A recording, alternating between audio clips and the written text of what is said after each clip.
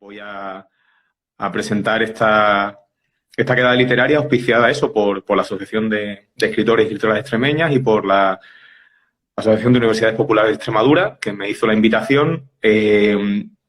Yo no quise hacer una presentación un poco al uso, ¿no? Hablando única y exclusivamente de mi obra, sino que quise hablar un poco, pasar de lo general, de un tema que me parece muy interesante. De hecho, voy a comentar ahora que creo que es uno de los temas en la literatura más importantes, junto con el amor, pero bueno, ahora veremos que el amor y la fe son primos hermanos, está claro. Y bueno, pues ya digo, darle gracias a ellos, a Cristina, la coordinadora, que ya está por ahí también, que está vigilando que no hagamos ningún atropello con la tecnología. Y bueno, yo me presento, yo soy Mario Peloche, soy escritor. Tengo 3 obras publicadas, aparte de distintos relatos, y en mis obras es curioso porque siempre hay temas recurrentes, y uno de ellos es sobre el que vamos a hablar, sobre el tema de Dios de una manera general. No vamos a hablar en pocos momentos creo que vamos a hablar de un Dios entendido como tal por el Dios que nos ha vendido quizá el cristianismo, ¿no? En el que hemos nacido todos y nos hemos criado también. Así que vamos a hablar un poco de Dios de la generalidad. Y me invité a esta aventura a Israel, a la que conozco poco, pero lo poco que la he conocido me había encantado. Me ha encantado la buena onda que dan las presentaciones cuando la he visto, aparte de sus muchos conocimientos que creo que hoy vienen al pelo, o sea, que vienen ni pintadas, porque ella va a dar el contrapunto fáctico y empírico y folclórico de la leyenda, ¿no? De lo que es el tema de los dioses. Y bueno, Israel Espinosa, yo agradecerte el que hayas aceptado, el acompañarme en esta aventura. Y ella lo tengo apuntado por aquí. Eso, licenciada en Ciencia de la Información, es escritora, es reportera, es muchísimas cosas, ahora lo va a decir ella mucho mejor que yo. Especialista en antropología de las creencias, es que tenía que estar aquí. Yo cuando pensé el tema digo, no puede haber otra persona. Así que nada, que muchísimas gracias por mi parte, porque te hayas unido. Bueno, pues muchísimas gracias de mi parte también, porque, bueno, me encanta todo lo que sea hablar de dioses y de hombres, pues es un lujazo estar contigo aquí también. Pues, bueno, ya lo has dicho casi todo. Yo, sí, soy periodista y me he especializado en antropología de las creencias, pero porque me viene de interés, como veo que también en ti, por tus libros, siempre he tenido un interés bestial por lo que creía el hombre, por lo que creen las personas. Y porque te das cuenta de que al final, por muy diferentes que seamos todos, siempre tenemos la fe esa que tú dices, incluso los ateos, sí, tenemos esa fe en lo sobrenatural, llámalo como quieras llamarlo. Y bueno, lo que me dedico principalmente es a recoger, básicamente en Extremadura, que es donde vivo, donde vivimos, pues intento recoger todas esas creencias, no las cristianas, no las católicas, como bien decías, porque eso yo creo que ya está muy recogido, de hecho, como ha sido la religión única, hasta hace bien poco, pues está bastante ya recogido, pero sí todos esos restos paganos que siguen quedando en nuestras tierras. Y todo mi afán era recogerlos y luego contarlos. ¿Cómo los cuento? Pues eso, en prensa, en radio, en televisión, en libros, como pueda, aquí, como pueda, porque el afán es eso, no solamente recogerlos, sino también divulgarlos, así que creo que va a ser una charla estupenda la que vamos a tener aquí. Pues sí, me parece ahí un tema, lo que hace interesante, ahora comentaremos. Y ya te dije, la idea que se me ocurre, dice, hablar, ya digo, algo relacionado con mi novela y que a la vez sea mucho, mucho mayor que yo, o sea, un tema muy tocado en literatura. Como ya digo, junto con el amor, que es la emoción principal, creo que está la dicotomía entre lo que es el destino, es decir, y detrás del destino está Dios, los dioses, el hado, lo que tú quieras llamarlo, y el libre albedrío, ¿no? La libertad individual. Creo que ese es el tema recurrente, como digo, junto con el amor de la literatura, ¿no? En la libertad individual y el destino, ¿no? Esa lucha que siempre, ¿no? Yo creo que es algo, entonces, ¿cómo no nos va a llamar la atención, ¿no? Sí, de hecho, sí. Perdona, Mario, es que ahora que has dicho lo del destino y helado, es que, de hecho, la palabra helado es de donde viene la palabra hada, de fata, de destino, que son realmente.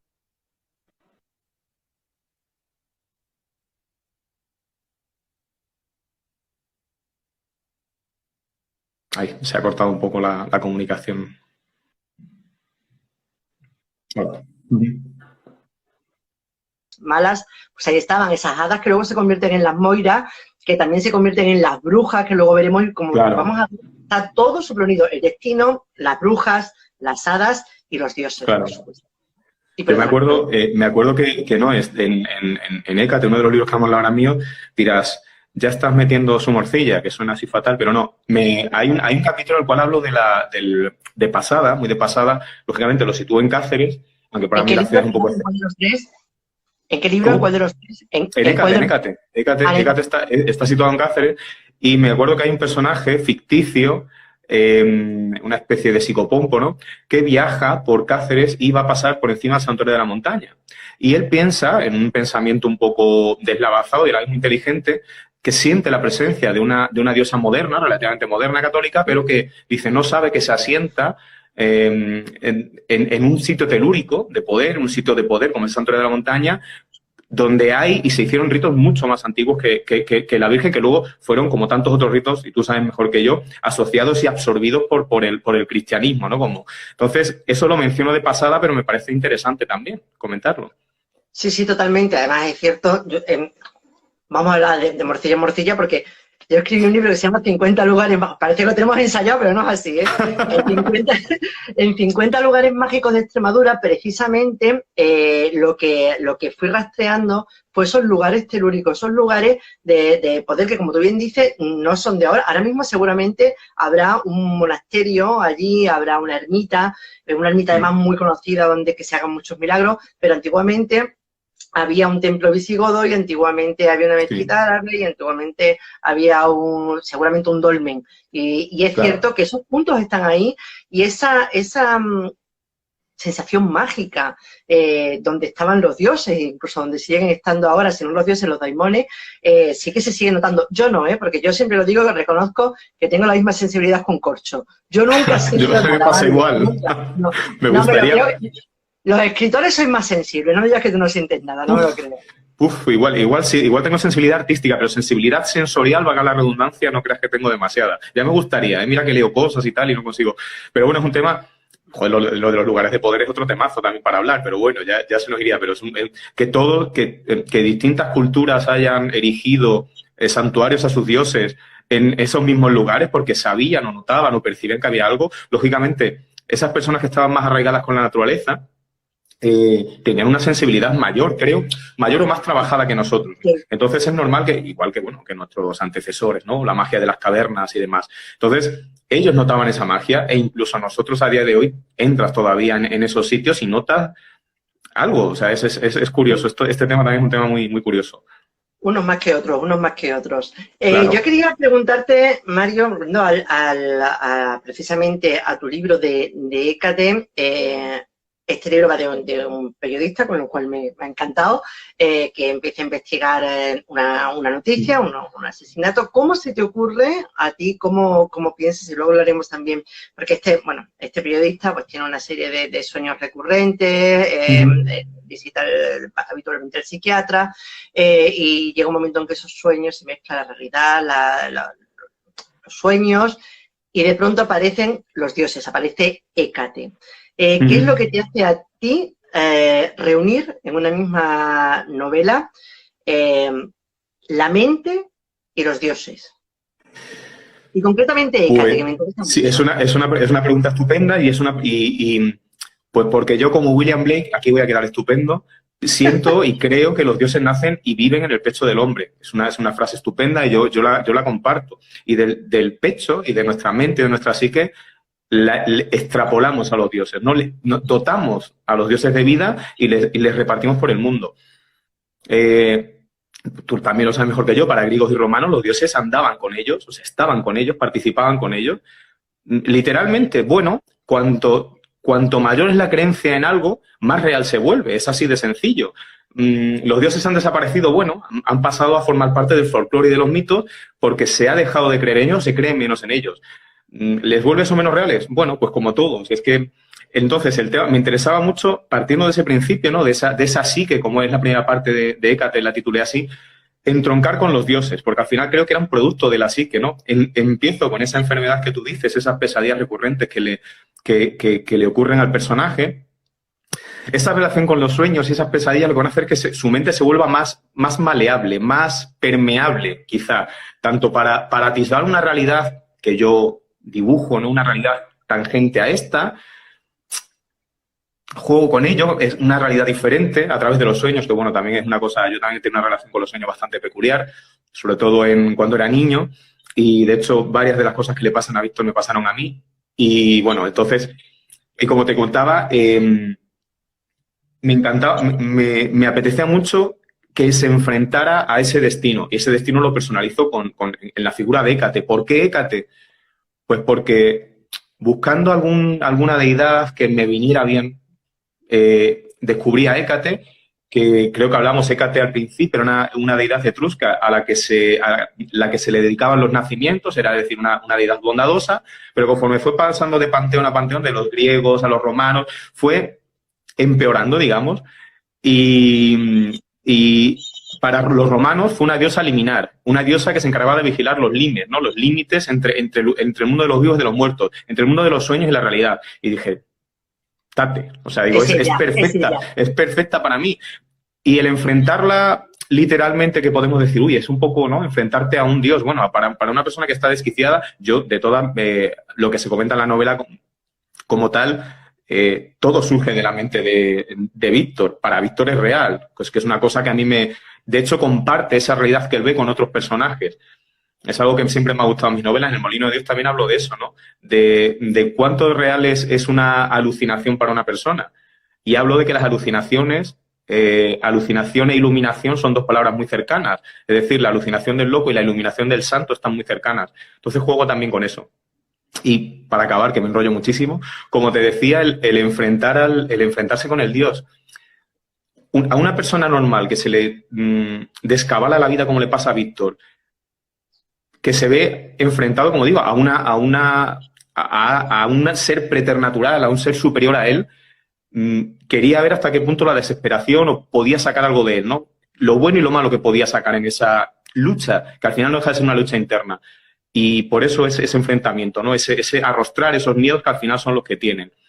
Así que, y Hécate, como te digo, me venía muy bien. Su historia, esa historia que te digo, esa diosa de los límites, de los umbrales, me venía muy bien. Y por eso la utilicé.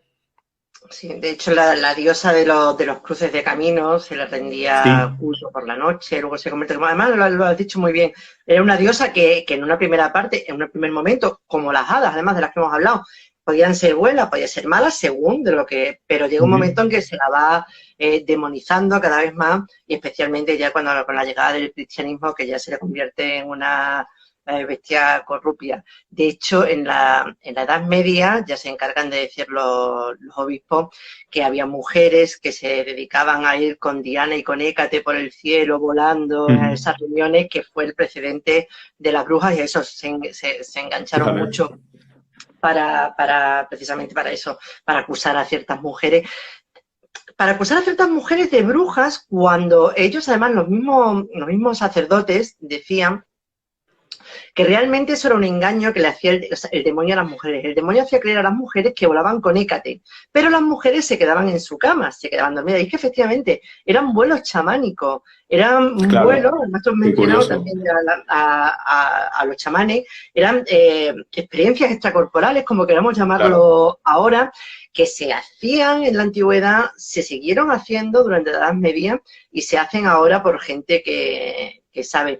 Y volviendo un poco a lo que estabas diciendo de que los dioses están en la mente o estaban en la mente, es muy curioso. Una de las cosas que me apasionan del periodismo, de hacer esta mezcla de antropología y periodismo, es que la antropología vale, sí es también una antropología a pie de campo, que es la que suelo hacer yo, pero lo que más me apasiona es recoger los testimonios.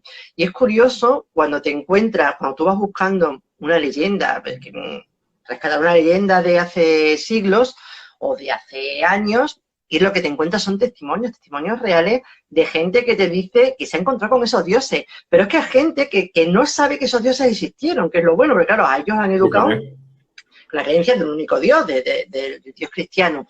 Con lo cual, lo que te están describiendo ellos, no saben que te están describiendo, pues, yo he encontrado testimonios de gente que me estaba escribiendo dioses nórdicos, dioses de los que trajeron los godos, bestiales, sí. O sea, y te los describen perfectamente. Entonces, es curioso, no sabes ahí si hay, porque cuando no tienes una contaminación, porque hay gente que ve a la Virgen, en nuestra cultura, por ejemplo, pues lo vería mucho más lógico. Pero claro, gente que ve a otros dioses a los que no conocieron, entonces ahí es lo que te hace pensar si quizás, como decía Jung, pues hay unos arquetipos. Sí, unos arquetipos, ¿no? Claro. Efectivamente. O hay una conciencia global de las que todos bebemos alguna... En serio que parece... De verdad que no te he mandado un guión. Es curioso porque tenía apuntado por aquí arquetipos junguianos, todo esto lo tenía apuntado por aquí. Es curioso.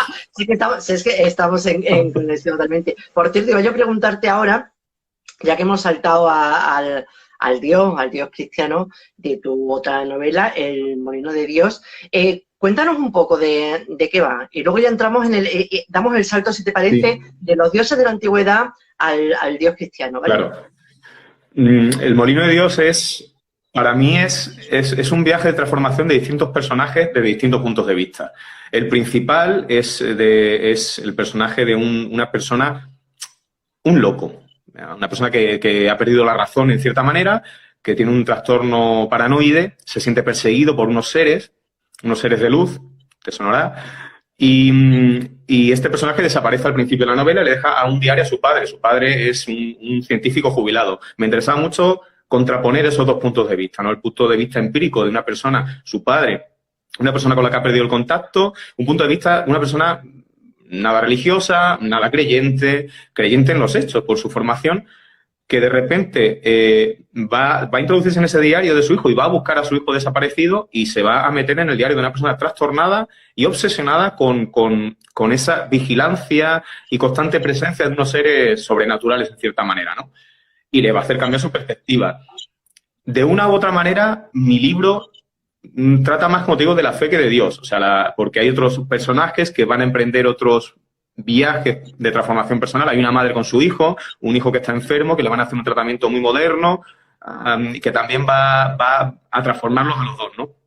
Entonces, para mí, lo principal en la novela es Dios es un argumento, como dicen en las películas, un MacGuffin, ¿no? Es una excusa literaria, vaya. Para mí lo importante es la fe. Es la fe y no la fe, sobre todo, y principalmente hay un personaje que sí, hay un personaje que es Sara, que creo que te mandé un trozo, bueno, que es esa mujer que vive en las Urdes, que es la madre de este chico trastornado, y que ella cuando desaparece su hijo va a invocar a sus dioses, esos dioses urdanos que todavía que son es animismo puro y duro, y ella les va a invocar cuando ve que la fe en Dios no la funciona, ¿no? Quería también contraponer esa cosa ese animismo tan chulo y tan atávico y tan cercano que tenemos con esa creencia. Y la fe, como digo, la fe importante, ya digo, no la fe en Dios o no la fe cristiana, aunque Sara sí la tiene, sino la fe que ponemos en las cosas que hacemos, en nuestros propósitos vitales, en la gente que queremos. La fe, al final, por eso hablaba antes de que la fe y el amor, esos entes abstractos y que mueven el mundo y que son tan importantes, y la literatura, claro. Y ese es el principal motivo del Molino, en la fe. Es que fíjate, precisamente, efectivamente, esa fe de la que estás hablando es la que tenemos ahora mismo. Cuando te falla, no solamente la religión oficial, digamos, sino incluso la fe en la ciencia. Mucha gente que a lo mejor no cree en Dios, no va a la iglesia, pero tiene una fe terrible en la ciencia. Entonces, claro, sí. cuando tú o alguien cercano a ti tiene una enfermedad grave que la ciencia no puede curar, terminas en el curandero del pueblo. Claro, de ahí el gran auge de los curanderos. Y va muchísima gente, igual que gente que es completamente atea, gente que es muy católica. Cuando tu Dios no es capaz de sanarte o no es capaz de sanar a los que tú quieres, se acude, la fe está ahí, la fe hay que canalizarla de alguna manera y se acude al curandero o a la curandera. Claro, y yo creo que además que creo que es muy importante, o sea, se denosta mucho la fe porque se asocia mucho a la fe cristiana, y yo creo que la fe es importantísima, el tener fe en algo, lógicamente, nos mueve a las personas, si no no te marcas objetivos de ningún tipo. Entonces yo creo que es muy importante ese tipo de fe, y por supuesto la fe en cualquier religión que se tenga, o sea, me parece importantísimo, vamos. Simplemente como dato, ¿no? Hay otra que no sé si voy muy rápido, pero bueno, luego siempre podemos volver Claro. atrás. Hay otro tipo de deidad que quería comentar contigo, porque lo que no quiero es que se nos acabe el tiempo y quedarme con la cosa. Y además también parece que lo has hecho a propósito porque son 3 deidades, 3 libros. Tenemos a Hécate con los dioses antiguos, tenemos al Ujú, dios cristiano con el molino de Dios y tenemos tu segunda novela, Ojos negros sobre el Támesis, en el que ujú. hablas de otro tipo de dioses, los dioses oscuros, los dioses ancestrales, los dioses profundos, los dioses de Lovecraft. Son dioses 2.0, digamos, porque son dioses que Ujú. son creados por la literatura, nunca mejor Sí, dicho. sí, sí. Pero es que yo creo que son igual que Slenderman, igual que cualquiera de estos dioses que han nacido ahora por internet, que han llegado a Sí. tener un, no voy a decir un cuerpo real, pero sí son como tulpas, llegan a un momento en que se convierten en reales. De hecho, por ejemplo, el Slenderman ha llegado a haber asesinatos en donde Sí, sí, sí, sí, sí, sí. Sí, eh, sí. ¿qué, qué son para ti estos dioses oscuros de los ¿Qué significa para ti estos dioses? ¿Qué papel tienen en tu novela, en Ojos Negros sobre Sí. el Támesis? Primero, cuéntanos un poco el papel que tienen en la novela y luego me gustaría que me dijeses si crees que los dioses pueden crearse a día de hoy. Bueno, pues yo creo que los dioses del Oscar, que son los que mencionan en Ojo Negro, sí que es una pincelada, porque es una novela más de misterio y doy una pincelada porque me apetecía darla como homenaje, lógicamente, a Machen, a Arthur Machen y a Lovecraft, ¿no? Entonces, esa cosmogonía oscura yo creo que, vamos, es claro para mí que es miedo a lo desconocido. Esos dioses oscuros que viven en la parte oscura del universo, en lo que no conocen, sobre todo lo que no se conocía en la época de Lovecraft, ¿no? En esos rincones del universo, ¿qué esconde el universo? Están acechando fuera de la Tierra, cerca de la Tierra, están siempre tangentes a esta realidad. Creo que era el miedo a lo desconocido, claramente, sobre todo miedo a lo desconocido que estaba fuera de este mundo, ¿no?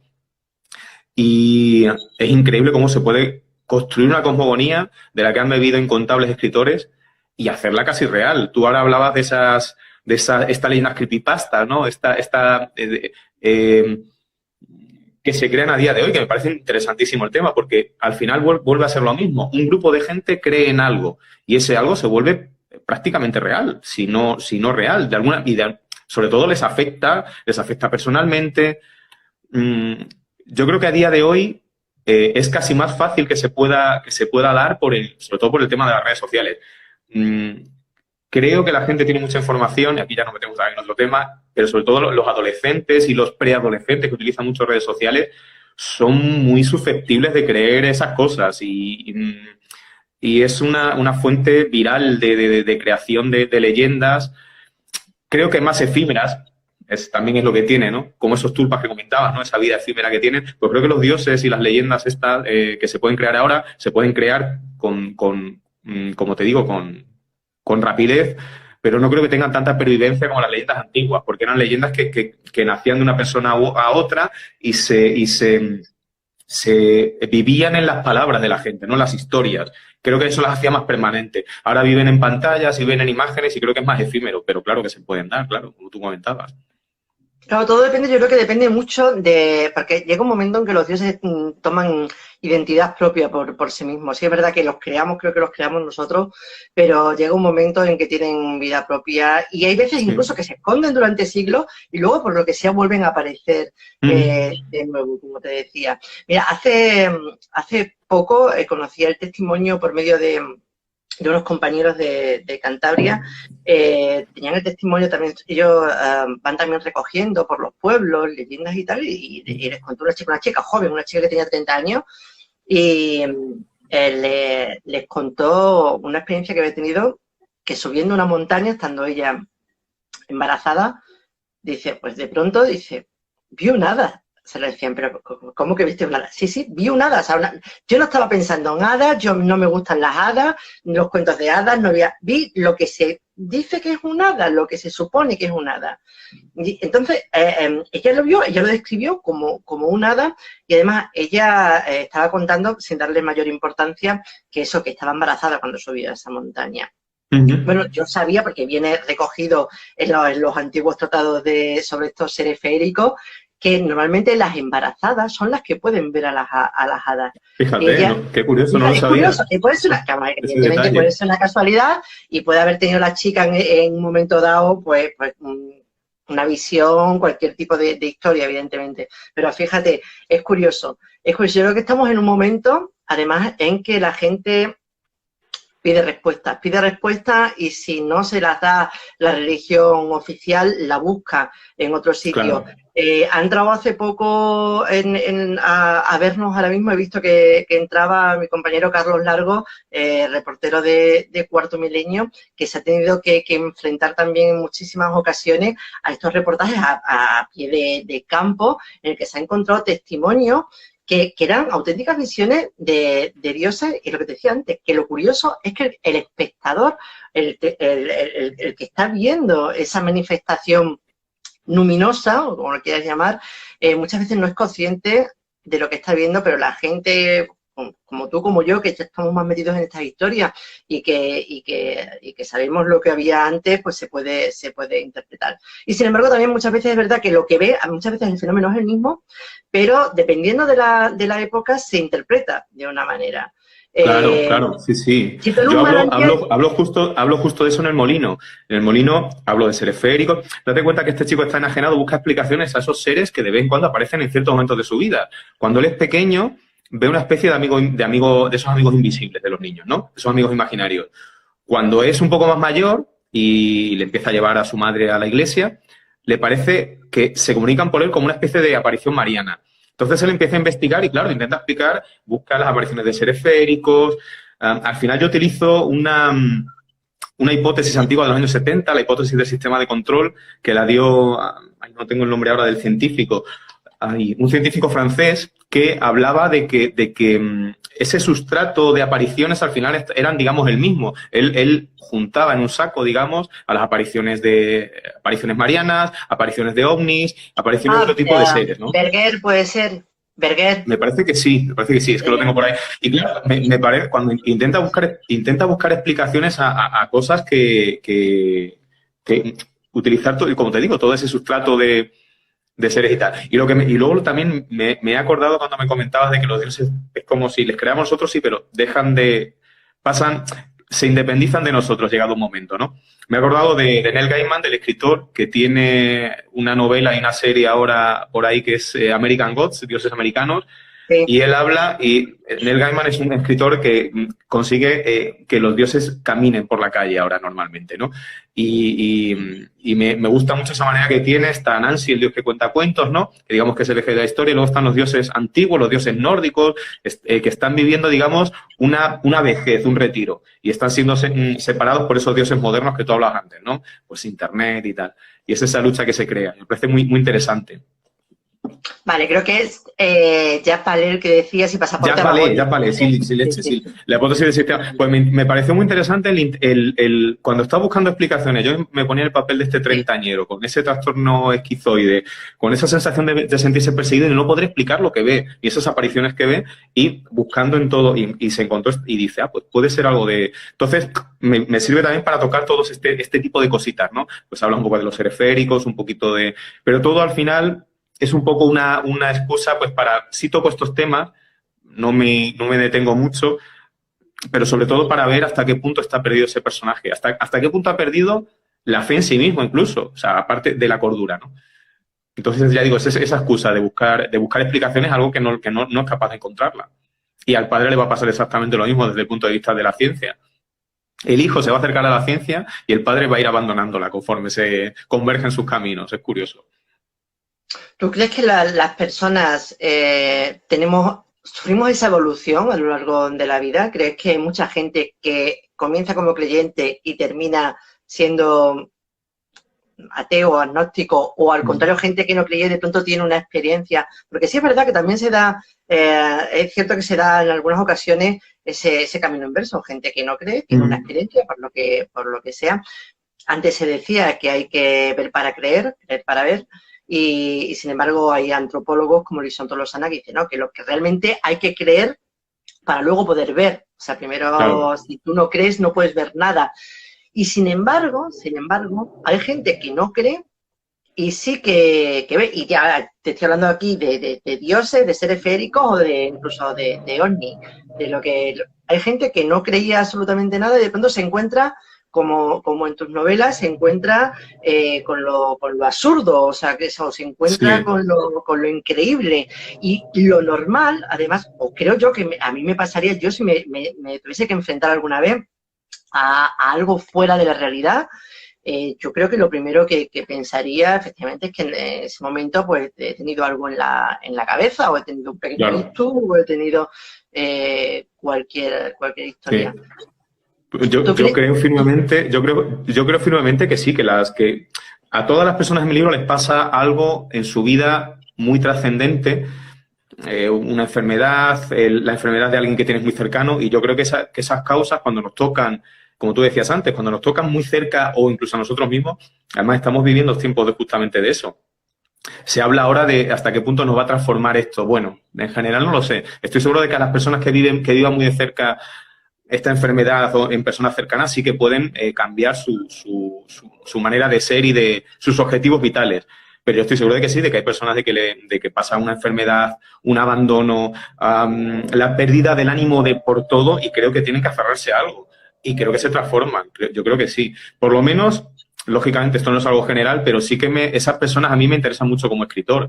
Esas personas, de alguna manera, esos sufridores, ¿no? Esas personas que están en un proceso evolutivo, que están tocando fondo y que no necesariamente van a salir a flote, pero sí que tienen que evolucionar si no quieren quedarse ahí por ellos mismos o por las personas que quieren, que tienen a su cargo. A mí me parecen interesantísimas desde el punto de vista literario. Son las que me interesan, claro. Creo que es, y ya digo, y en el caso del Molino sí que les pasa a todos de distinta manera ese camino de transformación, para bien y para mal, ¿eh?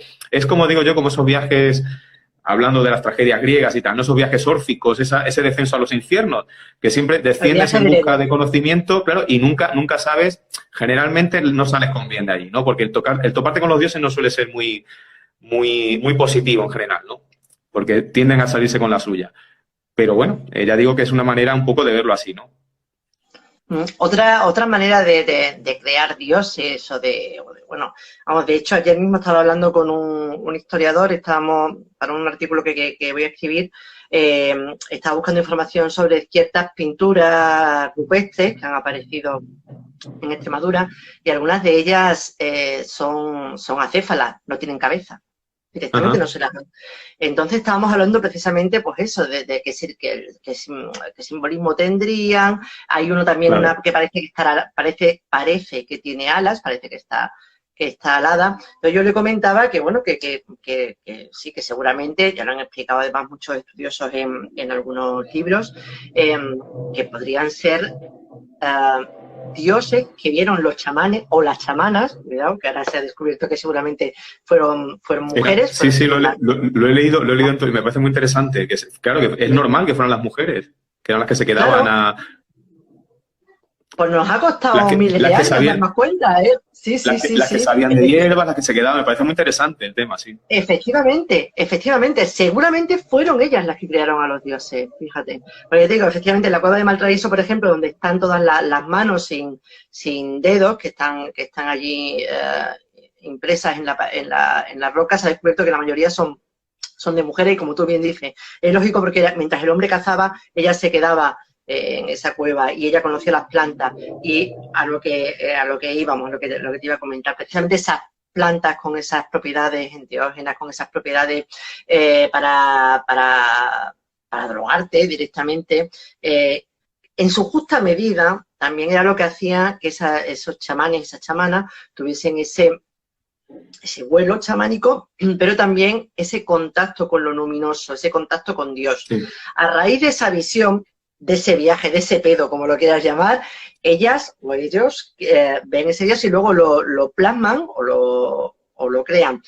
Eh, ese viaje, como te decía, chamánico es el que luego se atribuye también a las brujas, solo que las brujas, curiosamente, no tenían a un dios porque el demonio que se les atribuye, con el que están, eso sí que estaría más que comprobado que es un invento totalmente de la Iglesia, cuando empezaron con los interrogatorios, sobre todo con las torturas a las brujas. Ese demonio nunca estuvo allí, menos en España.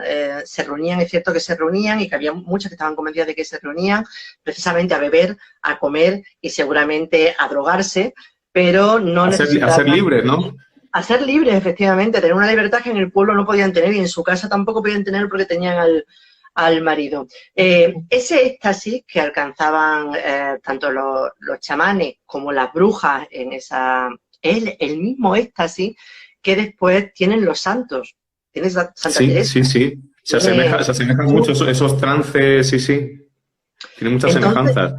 Sí. Entonces, ¿tú crees que ese clic del cerebro producido o bien por una enfermedad mental hereditaria o bien por una enfermedad mental sobrevenida o bien por el consumo de drogas o de sustancias dopantes, puede ser el origen de los dioses? Ahí te lo dejo, ¿eh? Curioso, lo que te digo del guión, este personaje tan desesperado en el molino, en búsqueda de respuestas, va a utilizar los enteógenos, lo que tú dices, esas sustancias. Primero los utiliza por ocio, pero al ver que, digamos que consigue acercarse más o ver un poquito más, un atisbo más de esas presencias, digamos que lo va potenciando y va estudiando. Hablo de la manita muscaria, que al parecer hablan de sus propiedades también como enteógeno y tal. Y a ver, todo lo que sea salir de nuestra mente, no constreñirnos, va a hacer que veas una realidad que es diferente a la que estamos habituados. Y todo lo que tú vas a ver ahí va a ser real. También juego mucho con eso. ¿Qué es la realidad, no? La realidad es lo que tú ves, pero no tiene que ser el de alrededor. O sí, si tú consigues compartirla con ella, ¿no? Decía un escritor, y lo comento en algunas presentaciones, que los paranoicos, la realidad que ven los paranoicos es diferente a la nuestra, pero que si la mayoría de la gente fuera paranoica, la realidad que ellos ven sería la realidad que veríamos todos, ¿no? O sea, los paranoicos son locos porque son minoría, ¿no? Que me llama mucho. Y aquí parece que encastro mucho con Torcuato Luca de Tena, ¿no? Y los renglones torcidos de Dios.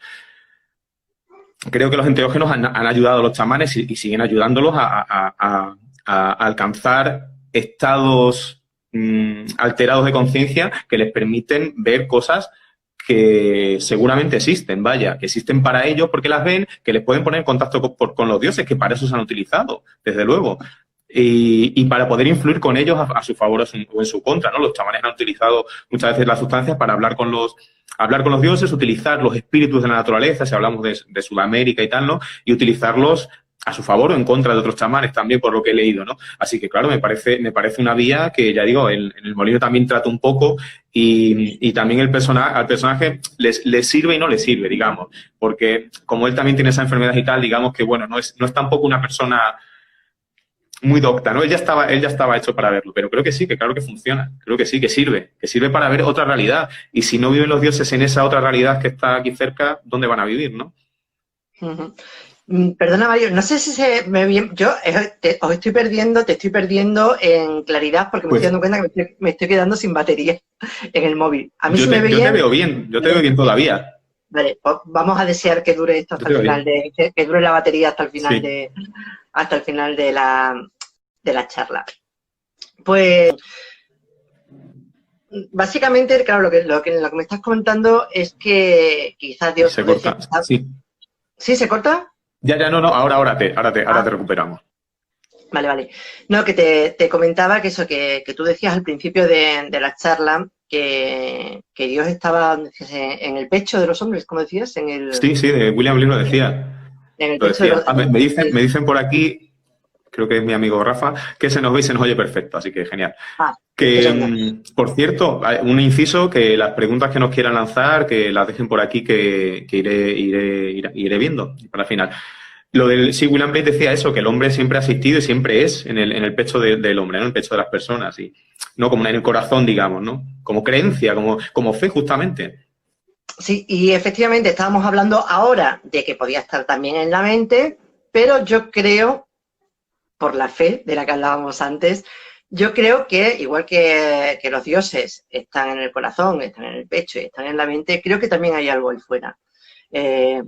Como decía Mulder y Scully, hay algo ahí fuera que también, quizás a lo mejor lo que haya simplemente es el clic que hace que funcione algo dentro de nosotros, pero también creo que tiene que haber algo ese clic exterior que hace que esa creencia sí, algún tipo de energía, ¿no? De conciencia, ¿no? Y ya lindaríamos otra vez con los arquetipos, ¿no? Ese cajón de hasta qué punto esa conciencia nosotros influimos en ella y ella influye en nosotros. ¿Nuestras creencias influyen en ella? Pues si existe esa conciencia, claro que sí. Nos ponemos en contacto en cierta manera al crear, por ejemplo, artísticamente. Entonces, es una retroalimentación, entiendo, ¿no? Entre nuestras conciencias individuales y esa conciencia que pueda llamarse, bueno, el Tao o el Logos, ¿no? Esa de las filosofías orientales, en fin, todo ese tipo de cosas. Yo también acabo de golpear el teléfono, ya estoy bien colgado. No sé si has leído, Mario, un libro que se llama Alucinaciones de Stark, si no me equivoco. Luego si quieres te lo busco. Sí, no me lo dices. Está muy curioso porque él es psiquiatra, entonces se ha dedicado a investigar precisamente todas las enfermedades que hay relacionadas además con gente que, digamos, en el mundo más periodístico podríamos decir que han tenido experiencias sobrenaturales. La gente que ve fantasmas, la gente que ve ovnis, la gente que escucha a gente que está muerta, la gente... Bueno, él lo explica todo a través de la mente, o sea, te va explicando ya no solamente no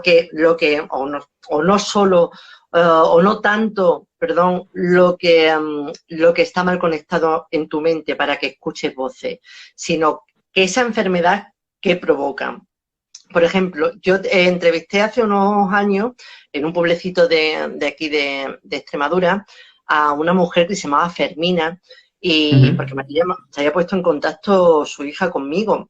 Fermina veía muertos, lo pasaba muy mal, pero es que no es que veía un muerto, es que veía manadas de muertos, porque ella vivía cerca del cementerio. Fíjate. Y los veía bajando, vestidos además con unos hábitos, y ella, y además se agolpaban, esos muertos se agolpaban en las ventanas intentando entrar, pero fíjate, curiosamente, solamente entraban dentro sus muertos, que era su marido, que había muerto, y su hermana, y eso a ella la hacía muy feliz, porque los veía, porque estaba allí con ellos. El resto de los muertos no entraban, pero le molestaban porque estaban siempre asomados a las ventanas. Yo me acuerdo que ella me decía, que se me quedó grabado, la pobre con una pena decía, a ver, es que a mí, yo lo paso muy mal porque por la noche, cuando me iba a poner el camisón, a mí desnuda no me vio ni mi santo marido. Y ahora, claro, tener que desnudarme de todos esos señores muertos, yo decía, no me lo puedo creer. Pero ella es verdad que los veía, y incluso a su marido. De la experiencia se quedaba, claro, de la experiencia es lo que más le afectaba, claro, a la pobre. Pero claro, esto te lo digo porque para ella era totalmente real, era su realidad diaria, además, no, que no era una cosa que le pasaba, ella era diario, los veía. Claro. Y además, ella decía que la pena que tenía con su marido y con su hermana, que eran los que estaban dentro de la casa, era que movían la boca, pero ella no les entendía. Incluso la hermana a veces le dibujaba un nombre en una pizarra, pero como ella no sabía leer, no podía interpretar. Joder, qué bárbaro, qué yo todo eso lo recogí, sí, y de hecho escribí un artículo y leyendo el libro hace unos meses, leyendo el libro de Stark, el de Alucinaciones, de pronto veo que hay una enfermedad, existe una enfermedad, con su nombre, tiene el nombre además del médico que la descubrió, que es exactamente lo que le pasaba a Fermina. Tú ves figuras y además esas figuras las ves en un perímetro concreto, mueven la boca, pero tú no las escuchas. Incluso algunas de ellas llegan a escribir cosas, pero nunca el paciente, nunca la... Entonces, quizás también, sí es cierto que este tipo de... que cuando el avance de la ciencia, evidentemente, explicará cosas que nosotros no podíamos, nosotros siempre habíamos pensado que son manifestaciones de otra realidad y que quizás están efectivamente más dentro de la cabeza que fuera. Otras no, pero bueno, también queda ahí, es verdad que la ciencia muchas veces va explicando. Están preguntando, ¿verdad? Sí, pero lo estoy apuntando ahora lo estoy apuntando. Que me parece interesantísimo temas que cuenta. Esta mañana, fíjate, he ido a andar un ratito, la hora que permiten, y estaba escuchando la escóbula de la brújula. Qué buen programa. Lo sé, por eso me he acordado de ti. Y hablaban sobre los guardianes, ¿no? Y decía Ay, no me queda con el nombre del autor de un libro, Los Guardianes, que me ha gustado mucho porque él... Sí. Javi Pérez Campo. Sí. Y me ha gustado mucho porque él dice, vamos a ver, lo que no sé, a ver, el fenómeno de experiencias cercanas a la muerte, alucinaciones, experiencias marianas, visiones de ángeles y tal, lo que no se puede es dudar de que existe, porque hay miles y miles de casos. Otra cosa es que dudemos de la explicación racional, en la mente o no la mente, pero no se puede dudar de que existe, porque los datos y los casos y los testimonios son miles y miles. Otra cosa es como tú dices, si todo lo podemos explicar desde el punto de vista de la mente, que bastante es, creo, o existe algo más, o existe, ya digo, algún tipo de energía con la que interactúan estas personas, o gente que es capaz de su realidad compartirla con otras personas cercanas. Pero bueno, es un tema, desde luego, interesantísimo. Estoy perdiendo ahora... A ver, ahora... Yo en principio te sigo viendo bien. Sí, vale, yo es que ahora te dejo de escuchar. O sea, te escucho muy bajito. Sí, pues yo en principio te escucho muy bien, así que... Te escucho pero bajito, es porque me estoy quedando ya casi sin batería. Sí, no te preocupes, sí. Precisamente Javi Pérez Campo, que es también un compañero mío, también está especializado en recoger todo este tipo de testimonios de gente que se encuentra con lo luminoso, de gente que se encuentra con lo que no es normal. Y fue precisamente el que me recomendó el libro este de... Ay, sí, me comentan, es verdad que se te escucha el audio, es verdad, con la batería se te está bajando el audio mucho. Del teléfono. Sí. También sí, yo no os escucho. No sé qué. No te preocupes, si pasa algo eso, ya te despido yo. Sí, me lo están comentando, que se te escucha un poco mal. Bueno, supongo que irá a Israel pues, en fin, como decía, parece que hemos hecho un guión, pero en realidad no lo hemos hecho, y es curioso porque tenemos, al final, de muchos temas de los que habla ella, también trato yo también en el libro en el Molino de Dios sobre todo. Ya digo, hablo desde ese punto de vista en el cual hasta qué punto lo que ve una persona puede hacer compartirlo con las personas que tienen cerca. Vamos a ver, que me parece que... Aquí. El tiempo, sí, tengo el tiempo todavía, veo que el tiempo todavía nos queda un ratito. De momento, como preguntas, tengo apuntada una por aquí que puedo ir contestándola mientras viene Israel, que, ya digo, la he perdido. No sé si ha ido a ver que le mire por aquí. Creo que se ha ido a cargar la batería del móvil. La pregunta que me han hecho por aquí es si creo que la fe está guiada por la inmortalidad y que, como los humanos la anhelamos, si los dioses fueran mortales, tendría menos fuerza esa fe, ¿no? Bueno, supongo que la fe en los dioses sí, pero como he comentado antes, fe lo podemos entender por muchos otros aspectos, y yo de hecho lo he remarcado varias veces y lo hablo en el Molino. La fe que pones en tus propósitos vitales, en tus objetivos en la vida, en las personas en las que crees, que no tienen que ser solo personas a las que quieres. La fe que se pone en el amor, que al final, como he hablado antes, son entes abstractos los dos, ¿no? La fe como tal y el amor son, pues es creer en algo que solamente sentimos en nuestro interior, ¿no? Entonces supongo que yo creo que la fe seguiría existiendo. La fe, en cuanto a la fe religiosa, lógicamente, si no existiera la promesa de inmortalidad que muchas religiones ofrecen, se perderían adeptos. Pero creo que también las religiones han sido muy necesarias. Leía el otro día un artículo que hablaba de que las sociedades se pudieron constituir como tales al principio cuando hace ya miles de años, ¿no? Porque servían para que se estructurara la sociedad, ¿no? Eran pequeñas historias que servían para que la sociedad como tal se estructurara, se pudiera explicar, ¿no?, sus objetivos. En el caso actual, supongo que por la pregunta que intento contestarle a Pepi, entiendo que sí, que la fe religiosa sin esa promesa de inmortalidad sería menos atractiva. Pero la fe particular, la fe que ponemos en esas personas y en esos objetivos, seguiría siendo la misma, o más, claro. Tendríamos que ponerla en algún sitio, ¿no? Parece que Israel no puede volver, pero bueno, todavía quedan 10 minutos si tenéis alguna pregunta. Si no, quería leer un pequeño fragmento que va relacionado con las cosas que hemos hablado. Hemos hablado de arquetipos, hemos hablado de fe, hemos hablado de Dios. Y hemos hablado un poco de la fe religiosa y tengo, en el Molino de Dios, que está estructurado en diarios, tengo un fragmento del diario de este personaje, de esta persona con este trastorno esquizofrénico. Eso es, Pepi, la fe que no falte. Bueno, pues esta persona, este chico que tiene este trastorno esquizofrénico paranoide, con 15 años hace una entrada... Uy, es la alarma de que quedan 10 minutos. Pues hace una entrada en el diario, es un chico con 15 años que su madre pues le obliga a ir a la iglesia, a él no le gusta demasiado y es algo parecido a lo que me pasó a mí.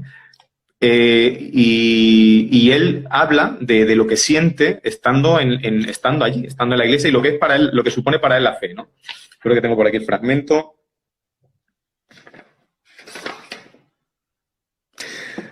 Esta entrada no es la que yo decía, pero habla de la fe justamente. Es una entrada del diario cuando él ya aquí tiene 30 y tantos años y ha perdido la fe en muchas cosas, incluso la fe en la vida. Entonces, este pequeño fragmento sitúa lo que sería la fe que tiene o que no tiene y su manera de creer, ¿no?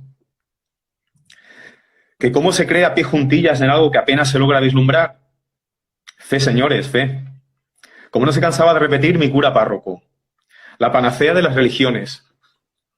¿No se sirven continuamente de ella aquellos que no pueden demostrar ni siquiera a sí mismos sus creencias? Es el recurso de los desesperados, algo tan inefable como el mismo Dios que pretende explicar. Es curioso, cuando se tiene fe en algo en lo que cree un montón de gente, se es miembro de la iglesia que corresponda. Ahí, ya está Israel por aquí. Ya está Israel.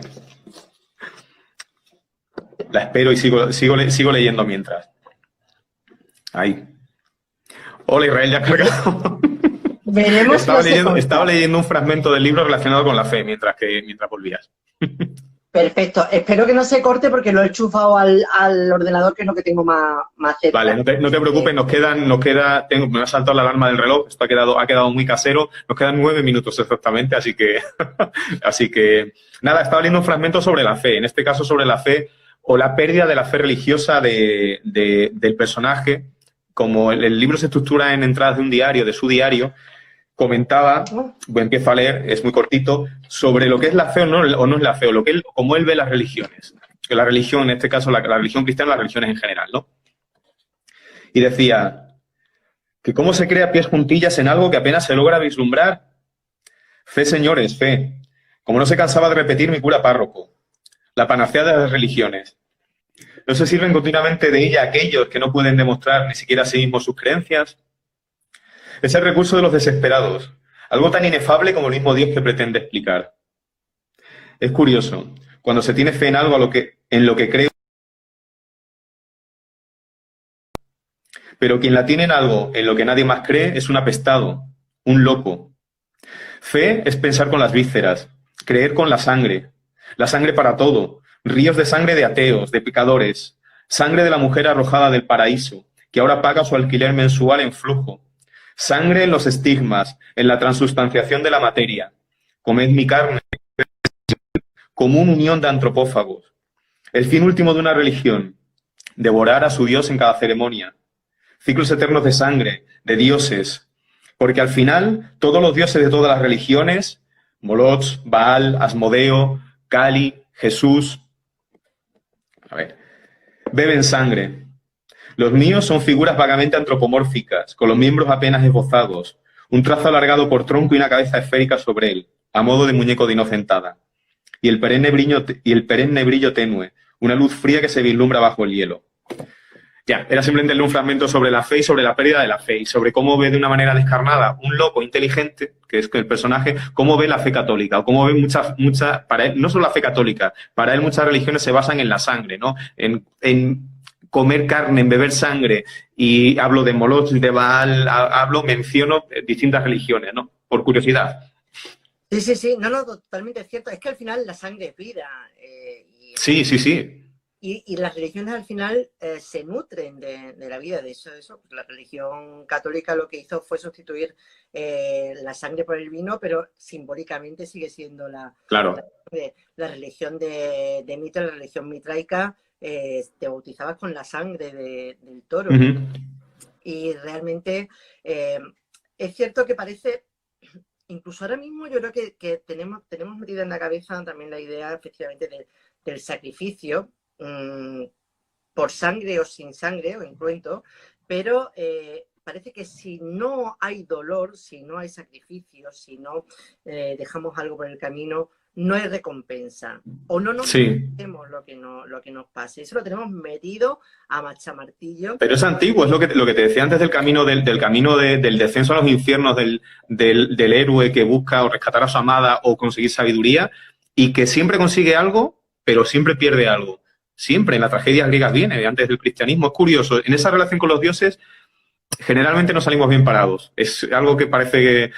Hay un dicho que leí porque dice que Dios no se fija en ti, ¿no? Porque que cualquier Dios no se fija en ti porque puede salir escaldado. A él seguramente no, pero tú... Entonces, eso también me gusta, ¿no? Ese arquetipo de antihéroe sometido a la presión o a esa presión de algo que no entiende. Siempre me ha gustado en literatura. Porque ya digo, das lo mejor y todo de ti, para bien o para mal, quiero decir. Ahí se ve de qué madera, de qué fibra o de qué fe estás hecha. Quizás. ¿Tienes pensado qué Dios vas a meter en tu próximo libro? ¿Tienes pensado el próximo libro? Sí, bueno, te hablé de él y me encanta, joder, el tema de la sangre, justamente, ¿no? Te hablé del tema de Elsebeth Bathory, de la Condesa Sangrienta, esa dama húngara famosa, por desgracia, ¿no? Por matar a tantísimas doncellas, más de 100 doncellas y bañarse en su sangre. Y como se ha hablado mucho de ella, yo quería hablar justamente de la mujer, porque al final no dejaba de ser una mujer empoderada, desquiciada pero empoderada, porque perdía a su marido, tuvo que mantener dentro de Hungría un reino prácticamente, que el rey que no era húngaro deseaba también, tuvo que hacerse, como digo yo, pasar de ser una niña malcriada casi, hacerse mujer de golpe para mantener todo su reino y a la vez sus pulsiones y quemarlas por la noche en esos sótanos de esos palacios con esa obsesión enfermiza con la sangre, ¿no? Entonces hablo mucho justamente de la sangre, cómo se ha utilizado y como elemento vital, lógicamente, ¿no? Si las leyendas... Y además me gusta porque es una época muy mágica en la cual para ellos, para estas personas en esta Hungría de esa época, los campos estaban llenos de hombres lobos y en los bosques dormían los vampiros, las brujas, ella tuvo 3 brujas a su servicio, importantísimas en su vida, importantísimas. Entonces he podido hablar de brujas, de mujeres, me ha gustado mucho, y el reto que suponía intentar meterme en la mente, primero de una mujer tan compleja, tan trastornada, tan diferente manera de pensar. Ha sido, sobre todo la documentación, ha sido hablar de eso contigo. La parte de la documentación ha sido increíble. Y esto ya me está saltando aquí una alarma que nos quedan 24 segundos. Así que se me ha hecho cortísimo. ¿Quién me lo iba a decir? Pues sí. Así que, Israel, nada, que un placer enorme. Y hablamos en otro rato. Espero que le haya gustado a la gente. Y si quieren alguna pregunta, que lo hagan por privado y ya está. Así que nada, que un abrazo enorme. De todas maneras, ahora te llamo y hablamos tranquilamente un poquito. ¿Qué tal? Pues nada, un beso a todos. Adiós. Adiós.